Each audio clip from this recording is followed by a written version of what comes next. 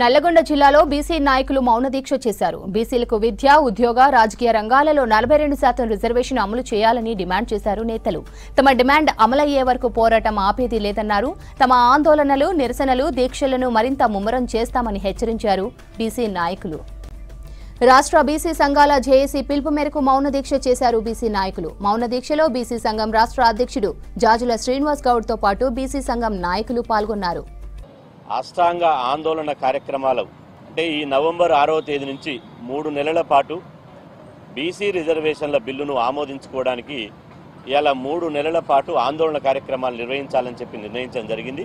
కాబట్టి ఖచ్చితంగా రాష్ట్ర ప్రభుత్వాన్ని డిమాండ్ చేస్తున్నాం.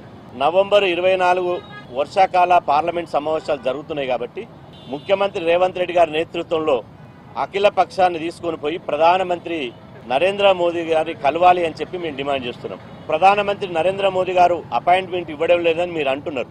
ఇవ్వకపోతే ప్రధాని ఇంటి ముందనే వంట వార్పు పెట్టండి, అక్కడనే బైఠాయించండి.